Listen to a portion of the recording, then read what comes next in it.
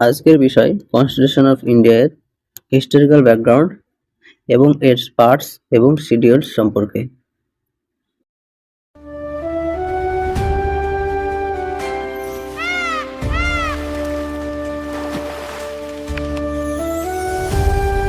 What is a constitution?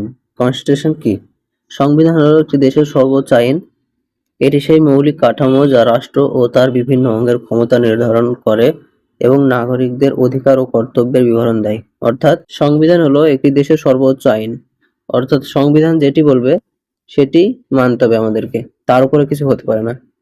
এটি সেই মৌলিক কাঠামো যা রাষ্ট্র ও তার বিভিন্ন অঙ্গের ক্ষমতা নির্ধারণ করে এবং যেটি রাষ্ট্র এবং বিভিন্ন অঙ্গের ক্ষমতা নির্ধারণ করবে। নাগরিকদের অধিকার, নাগরিকরা কি কি পাবে সুবিধা সেগুলো এবং কর্তব্যের বিবরণ দেবে এবং নাগরিকদেরকে কি কি করতে হবে সেগুলো। আমাদের features of the constitution of India. Constitution of ইন্ডিয়ার ফিচার্স: রিটেন, লিখিত সংবিধান। ভারতবর্ষের সংবিধান সম্পূর্ণ একটি লিখিত। অন্য কিছু কিছু দেশ আছে যেগুলোর কিছু লিখিত আবার কিছু মৌখিক, যেমন UK, United kingdom. Partly rigid, আংশিক দুষ্প্রবর্তনীয়, অর্থাৎ কিছু অংশ আছে আমাদের কনস্টিটিউশনের যেগুলো চেঞ্জ করা খুবই কঠিন। এবং পার্টলি ফ্লেক্সিবল, এবং কিছু অংশ আছে যেগুলো চেঞ্জ করা সহজ। এবং লেন্দিয়েস্ট, বিশ্বের বৃহত্তম সংবিধান। এই সংবিধান হচ্ছে বিশ্বের সব থেকে বড়। Demand for constituent assembly. ভারতীয় জাতীয় কংগ্রেসের পক্ষ থেকে পরিষদ গঠনের দাবি প্রথম স্বীকৃত হয় ব্রিটিশ সরকারের আগস্ট 1940-এ। অর্থাৎ ব্রিটিশ সরকার আমাদেরকে অনুমতি দেয় যে ভারতে একটি কনস্টিটিউশন হবে, নিয়ম হবে। ফরমেশন অফ ক্যাবিনেট মিশন 1946, এবং 1946 সালে একটি মিশন হয় ক্যাবিনেট মিশন, যার পরিপ্রেক্ষিতে 1946 সালে ক্যাবিনেট মিশনের বিধান অনুসারে প্রাদেশিক আইনসভার মাধ্যমে পরোক্ষ নির্বাচনের দ্বারা ভারতীয় গণপরিষদ গঠিত হয় এবং সেখানে একটি পরোক্ষ নির্বাচন হয়। পরোক্ষ নির্বাচন অর্থাৎ আমরা যেমন ভোট দিই এমএলএ-কে, এমএলএ ভোট দিবে, আমরা আর ভোট দিতে পারবো না। এমন সেই সময়ের যেসব রাজা বা যারা ক্ষমতায় ছিল তারা ভোট দিয়েছিল এবং 3 জন সদস্যকে বেছে নিয়েছিল। তারা ছিলেন sir Stafford Cripps, A V Alexander এবং এলথিক লরেন্স। এই কম্পোজিশন অফ দ্য অ্যাসেম্বলি। প্রাথমিকভাবে গণপরিষদের মোট সদস্য সংখ্যা ছিল 389 জন। পরবর্তী সময়ে যখন পাকিস্তান ভাগ হয়ে যায় তখন হয় 299 জন, এবং এদের মধ্যে ছিল 292 জন গভর্নর্স প্রভিন্স থেকে এবং 93 ছিল প্রিন্সলি স্টেট থেকে, চিফ কমিশনার্স প্রভিন্স থেকে। গভর্নর প্রভিন্স অর্থাৎ ব্রিটিশ ভারতের সেই প্রদেশগুলি যেগুলো ব্রিটিশ সরকার নিযুক্ত গভর্নর দ্বারা সরাসরি শাসিত করত, যেমন ছিল বেঙ্গল, মাদ্রাজ এবং বোম্বে, আরও ছিল এমন ইত্যাদি ইত্যাদি। এবং প্রিন্সলি স্টেট, দেশীয় রাজ্য। ব্রিটিশ ভারতের সেই রাজ্যগুলি যেখানে স্থানীয় রাজা, মহারাজা, নবাব বা নিজাম শাসন করতেন, যারা ব্রিটিশদের সর্বোচ্চ কর্তৃত্ব স্বীকার করতেন কিন্তু সরাসরি ব্রিটিশ শাসনের অধীনে ছিলেন না, যেমন হায়দ্রাবাদ, জম্মু অ্যান্ড কাশ্মীর এবং মাইসর ইত্যাদি। এবং চিফ কমিশনার্স প্রভিন্স, ব্রিটিশ ভারতের ছোট ছোট প্রদেশ যেগুলো চিফ কমিশনার দ্বারা সরাসরি শাসিত হতো, যেমন দিল্লি ইত্যাদি। নির্বাচন হয়েছিল সাম্প্রদায়িক ভিত্তিতে সিঙ্গেল ট্রান্সফার ভোট পদ্ধতিতে, অর্থাৎ সাম্প্রদায়িক হিন্দু মুসলমান এমনভাবে তারা ভোট দিয়েছিল। এবং সিঙ্গেল ট্রান্সফারেবল ভোট, অর্থাৎ 3টি প্রার্থী থাকলে প্রথম চয়েস একজনকে করলো, দ্বিতীয় চয়েস আরেকজনকে, তৃতীয় আরেকজনকে, 3 জনকে ভোট দিতে হতো। এমন ফার্স্ট মিটিং 9 ডিসেম্বর 1946। পরিষদের প্রথম অধিবেশন অনুষ্ঠিত হয় 9 ডিসেম্বর 1946। মুসলিম লীগ এই অধিবেশনে বয়কট করে এবং পৃথক রাষ্ট্র হিসেবে পাকিস্তানের দাবি জানায়। সবচেয়ে প্রবীণ সদস্য ডক্টর শচীন্দ্রনাথ সিনহা অস্থায়ী সভাপতি হিসেবে কাজ করে। পরে 11 ডিসেম্বর 1946 ডক্টর রাজেন্দ্র প্রসাদ সর্বসম্মতিক্রমে স্থায়ী সভাপতি নির্বাচিত হন। শ্রী বি.এন. রাওকে কনস্টিটিউশনাল অ্যাডভাইজার নিযুক্ত করা হয়। 9 ডিসেম্বর একটি মিটিং হয় এবং সেটি মুসলিম লীগ বয়কট করে এবং এই সদস্যদের মধ্যে সবচেয়ে প্রবীণ সব থেকে বেশি বয়স ছিল ডক্টর শশীকান্ত সিনহা এবং তাকেই অস্থায়ী সভাপতি হিসাবে নিয়োগ করা হয়। এবং পরে 11ই ডিসেম্বর 1946-এ ডক্টর রাজেন্দ্র প্রসাদ সবার সম্মতিতে স্থায়ী সভাপতি নির্বাচিত হন এবং তার সাথে সাথে শ্রী বি.এন. রাওকে কনস্টিটিউশনাল অ্যাডভাইজারি নিযুক্ত করা হয়। ড্রাফটিং কমিটি 29শে আগস্ট 1947। সংবিধানের রচনার কাজ সহজ করার জন্য গণপরিষদ বিভিন্ন কমিটি গঠন করে, যেমন union powers committee, union constitution committee, এবং এ দুটোর সভাপতি ছিলেন Jawaharlal Nehru. Provincial constitution committee সভাপতি ছিলেন সর্দার বল্লভভাই প্যাটেল। এর মধ্যে সবচেয়ে গুরুত্বপূর্ণ ছিল ড্রাফটিং কমিটি, অর্থাৎ কনস্টিটিউশন যে লেখা হবে সেগুলো ভাগ করে দিয়েছিল কে কোন বিষয়ে লিখবে, এবং প্রত্যেকটির একটি একটি বিষয় ছিল, যেমন ড্রাফটিং কমিটি একটি কাজ, ইউনিয়ন পাওয়ার কমিটি, ইউনিয়ন কনস্টিটিউশন কমিটি, এদের আলাদা আলাদা সবার কাজ ছিল। তেমন সব থেকে যেটি গুরুত্বপূর্ণ ছিল সেটি হচ্ছে ড্রাফটিং কমিটি, এবং এই ড্রাফটিং কমিটির চেয়ারম্যান ছিলেন doctor B.R.. Ambedkar. Doctor B.R.. Ambedkar খসড়া কমিটির সভাপতি, ফাদার্স অফ দ্য কনস্টিটিউশন নামেও পরিচিত। এবং ড্রাফটিং কমিটি, যেটিকে খসড়া কমিটি বলা হয়, খসড়া কমিটি অর্থাৎ যাদের কাজ থাকবে সম্পূর্ণ কনস্টিটিউশনটাকে লিখে রেডি করা। আরও যেসব কমিটি আছে তারা রিসার্চ বা সেগুলো নিয়ে আসবে কি কি লেখা হতে পারে, সেগুলোই ভালো করে প্রত্যেকটা জিনিস লেখার কাজ ছিল এই ড্রাফটিং কমিটির।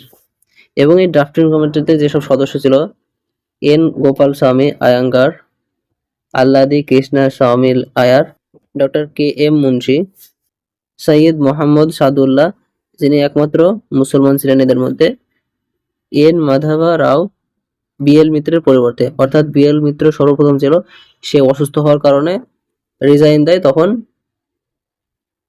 এন মাধবা রাওকে নিযুক্ত করা হয়।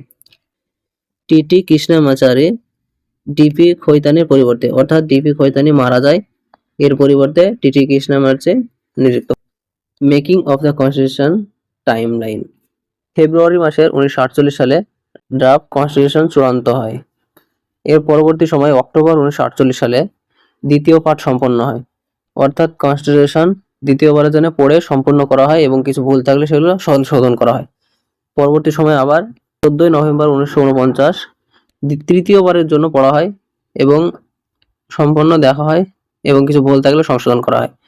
26শে নভেম্বর 1949 সংবিধানের গৃহীত হয়, অ্যাডাপ্টেড, এবং 26শে জানুয়ারি 1950 সাল সংবিধান কার্যকর হয়, কেম ইনটু ফোর্স, অর্থাৎ 26শে জানুয়ারি থেকে সংবিধান সবার জন্য মানা বাধ্যতামূলক হয়ে যায়। কনস্টিটিউশন সম্পর্কে ইম্পর্টেন্ট ফ্যাক্টস। 11টি সেশন হয়েছিল, গণপরিষদের মোট 11টি অধিবেশন অনুষ্ঠিত হয়েছিল, এবং 2 years 11 months 18 days, 2 বছর 11 মাস 18 দিন রচনা করতে সময় লেগেছিল। Union of states. সংবিধান ভারতকে ইউনিয়ন অফ স্টেটস হিসাবে বর্ণনা করে, অর্থাৎ ইউনিয়ন স্টেটস, যদি কোনো স্টেট চায় যে আমি ভাগ হয়ে যাবো ভারত থেকে, তাহলে সেটি পারবে না তারা ভাগ করতে। ইউনিয়ন অফ স্টেটস, একত্রিত হয়ে থাকতে হবে। Borrowed features. বিভিন্ন দেশের সংবিধান থেকে অনেক বিধান গ্রহণ করা হয়েছে, অর্থাৎ আমাদের কনস্টিটিউশন অনেক দেশ থেকে অনেক রকম বিধান গ্রহণ করা হয়েছে, নেওয়া হয়েছে। Parts of the constitution. কনস্টিটিউশনের মোট 25টি পার্ট রয়েছে। প্রথম part, union and its territory, অর্থাৎ সংঘ ও তার রাজ্যক্ষেত্র। দ্বিতীয়, সিটিজেনশিপ, নাগরিকত্ব। ভারতবর্ষের নাগরিকত্ব পেতে গেলে কি কি করতে হবে, কারা নাগরিকত্ব ইত্যাদি বর্ণনা করা হয়েছে 5 থেকে 11 আর্টিকেলে। এবং সংঘ ও তার রাজ্যক্ষেত্র 1 থেকে 4 আর্টিকেল কভার। থার্ড পার্টস হচ্ছে ফান্ডামেন্টাল রাইটস, মৌলিক অধিকার, অর্থাৎ আমাদের দেশের যেসব নাগরিক রয়েছেন তারা কি কি অধিকার পাবে, সেটি 12 থেকে 35 নম্বর আর্টিকেলে বলা হয়েছে।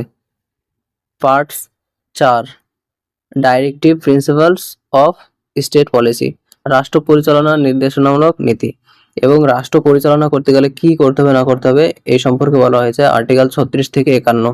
পার্টস 4A, ফান্ডামেন্টাল ডিউটিস, মৌলিক কর্তব্য, এখানে বলা হয়েছে মৌলিক কর্তব্যগুলো কি কি করা উচিত।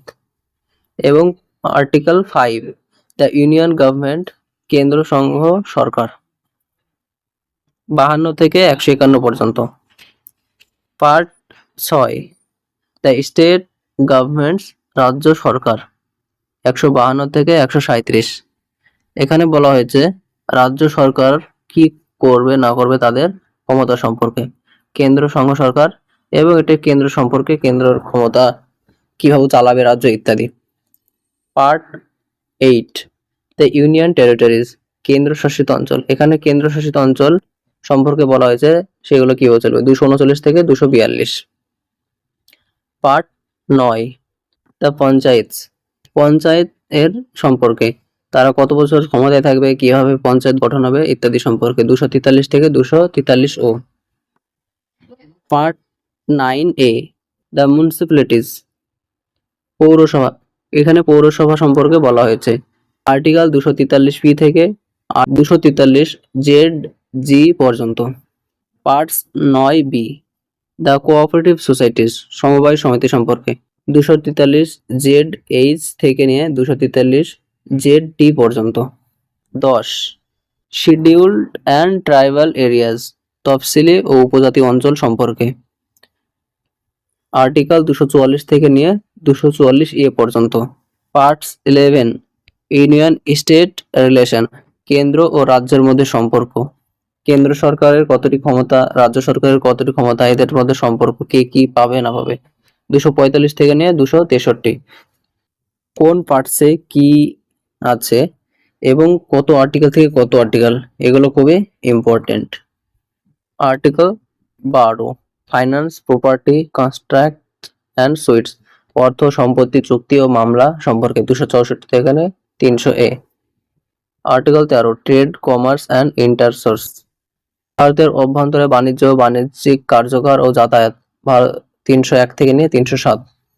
Article 14, services under the union and the state, কেন্দ্র ও রাজ্যের অধীনে পরিষেবা, 308 থেকে 323। আর্টিকেল 14A, ট্রিবিউনালস, ট্রিবিউনাল সম্পর্কে, আর্টিকেল 323A থেকে নিয়ে 323B পর্যন্ত। পার্টস 15, ইলেকশন, নির্বাচন কিভাবে হবে, কতদিন অন্তর হবে, কারা গঠন করবে ইত্যাদি সম্পর্কে, 324 থেকে নিয়ে 329A পর্যন্ত। পার্টস 16, স্পেশাল প্রভিন্স ফর এসসিজ, STs, OBCs and Anglo Indians, বিশেষ শ্রেণী ক্ষেত্রে বিশেষ বিধান, অর্থাৎ এসসি, এসটি, ওবিসি যারা আছে তাদের জন্য একটি বিশেষ বিধান, 330 থেকে নিয়ে 342A পর্যন্ত। 17, অফিসিয়াল ল্যাঙ্গুয়েজ, সরকারি ভাষা সম্পর্কে, 343 থেকে নিয়ে 351। 18, ইমার্জেন্সি প্রভিশনস, জরুরি অবস্থা সংক্রান্ত বিধান, অর্থাৎ দেশে যদি কোনো যুদ্ধ লাগে তাহলে সেই সময় কি করবে না করবে, 352 থেকে নিয়ে 360। 19, মিসলেনিয়াস, আরো কিছু গুরুত্বপূর্ণ বিবিধি সম্পর্কে, আর্টিকেল 361 থেকে নিয়ে 367 পর্যন্ত। Parts 20, amendment of the constitution, সংবিধান সংশোধন, অর্থাৎ যদি সংবিধানে কোনো চেঞ্জ করতে যায় তার নিয়ম কানুন, 368। Parts 21, temporary, transitional and special province, অস্থায়ী, পরিবর্তনকালীন ও বিশেষ বিধান, 369 থেকে নিয়ে 392। Article 22, short title, commencement, Hindi text and repeals, সংক্ষিপ্ত নাম, কার্যকারিতা, 393 থেকে 395। গুরুত্বপূর্ণ যে পার্ট 7, পার্ট বি স্টেটস, 7ম সংশোধনী আইন 1956 দ্বারা বিলুপ্ত করা হয়েছে, অর্থাৎ এই পার্টটিকে সরিয়ে দেওয়া হয়েছে, এই পার্টটি বর্তমানে আর নেই। শিডিউলস অফ দ্য কনস্টিটিউশন 1 থেকে 6, অর্থাৎ আমরা যেমন পড়লাম পার্ট সম্পর্কে 25টি, এমন শিডিউলসও আছে টোটাল 12টি। ফার্স্ট শিডিউল 28টি রাজ্য ও 8টি কেন্দ্রশাসিত অঞ্চল নাম ও ভৌগোলিক সীমা সম্পর্কে বর্ণনা করে। সেকেন্ড শিডিউল রাষ্ট্রপতি, রাজ্যপাল, স্পিকার, বিচারপতি ও সিএজির বেতন, ভাতা ও সুযোগ সুবিধা নিয়ে আলোচনা করে। থার্ড শিডিউল মন্ত্রী, সংসদ, বিধায়ক, বিচারপতি ও সিএজির শপথ বা ঘোষণা ফর্ম সম্পর্কে আলোচনা করে। ফোর্থ শিডিউল রাজ্যসভায় বিভিন্ন রাজ্য ও কেন্দ্রশাসিত অঞ্চল আসন বন্টন করে। 5th শিডিউলস তফসিলি এলাকা ও তফসিলি উপজাতির প্রশাসন ও নিয়ন্ত্রণ। 6th শিডিউল আসাম, মেঘালয়, ত্রিপুরা ও মিজোরামের উপজাতীয় এলাকার প্রশাসন সম্পর্কে আলোচনা করে। শিডিউল 7 থেকে 12। 7th শিডিউলস কেন্দ্র ও রাজ্যের মধ্যে ক্ষমতা বন্টন, union list 98, state list 59, concurrent list 52 সম্পর্কে আলোচনা করে। 8 শিডিউলস স্বীকৃতি ভাষা 9th, ভূমি সংস্কার ও জমিদারের প্রথা বিরূপ সংক্রান্ত আইন। 10th শিডিউল দল ত্যাগের কারণে সংসদ ও বিধায়কের অযোগ্যতা 52তম সংশোধনী, অ্যান্টি ডিফেকশন অ্যাক্ট 1985, অর্থাৎ কোনো এমএলএ এমপি যদি দল ত্যাগ করে তাহলে তার পদ থেকে খারিজ হতে পারে, এই সম্পর্কে বর্ণনা করা হয়েছে 10th শিডিউলে। 11th শিডিউল পঞ্চায়েতের ক্ষমতা, কর্তৃত্ব ও দায়িত্ব 29টি বিষয় 73তম সংশোধনী আইন 1992 আলোচনা করা হয়েছে। 12th পৌরসভার ক্ষমতা, কর্তৃত্ব ও দায়িত্ব 18টি বিষয় 74তম সংশোধনী আইন 1992 সম্পর্কে বর্ণনা করা হয়েছে। সোর্সেস অফ দ্য কনস্টিটিউশন, এবং আমাদের যে কনস্টিটিউশন নেওয়া হয়েছে অন্য অন্য দেশ থেকে ভালো ভালো দিকগুলো সেগুলো এখানে বর্ণনা করা হয়েছে। Government of India act 1935, government of ইন্ডিয়ার যে অ্যাক্ট ছিল 1935 সেখান থেকে নেওয়া হয়েছে ফেডারেল স্কিম, গভর্নরের পদ, federal judiciary, PSC, emergency, province ইত্যাদি সম্পর্কে। ব্রিটিশ কনস্টিটিউশন থেকে নেওয়া হয়েছে law making procedure, parliamentary government, rule of law, single citizenship অর্থাৎ দেশের নাগরিকত্ব পাবে, ক্যাবিনেট সিস্টেম ইত্যাদি। ইউএস কনস্টিটিউশন অর্থাৎ ইউএস থেকে নেওয়া হয়েছে fundamental rights, independence of judiciary, judicial review, impeachment, vice president preamble ইত্যাদি। Irish constitution directive principle of state policy, রাজ্যসভাতে মনোনয়ন, রাষ্ট্রপতি নির্বাচনের পদ্ধতি ইত্যাদি। ইরিশ অর্থাৎ আয়ারল্যান্ড থেকে নেওয়া হয়েছে। কানাডিয়ান কনস্টিটিউশন স্ট্রং সেন্টার সহ ফেডারেশন, রেসিডিয়ারি পাওয়ার্স, কেন্দ্রে রাজ্যপাল নিয়োগ, এশিয়ার জিউরিডিকশন ইত্যাদি।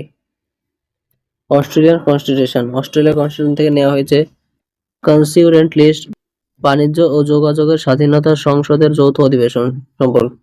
ওয়েমার কনস্টিটিউশন জার্মানির কনস্টিটিউশন থেকে নেওয়া হয়েছে জরুরি অবস্থায় ফান্ডামেন্টাল রাইটস স্থগিত রাখার বিধান। Soviet union USSR Soviet union অর্থাৎ রাশিয়া থেকে নেওয়া হয়েছে ফান্ডামেন্টাল ডিউটিজ এবং প্রিয়াম্বল এর সামাজিক, অর্থনৈতিক ও রাজনৈতিক ন্যায়ের আদর্শ।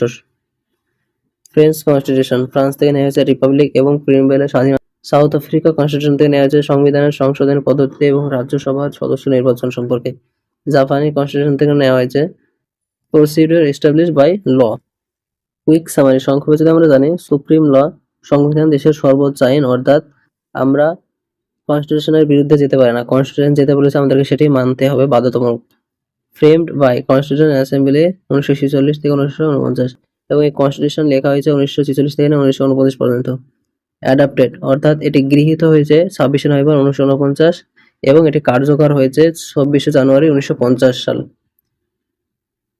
ড্রাফটিং হেড ছিলেন ডক্টর বি আর আম্বেদকর, যার কাজ ছিল প্রত্যেকটি যেসব কমিটি ছিল তাদের কাছ থেকে নিয়ে ভালো করে লেখা সবগুলো।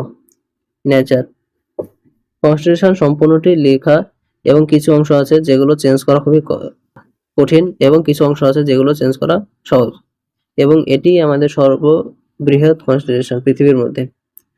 পার্টস আমাদের কনস্টিটিউশনে 22টি পার্টস রয়েছে এবং পার্ট 7 যেটি বাদ দেওয়া হয়েছে।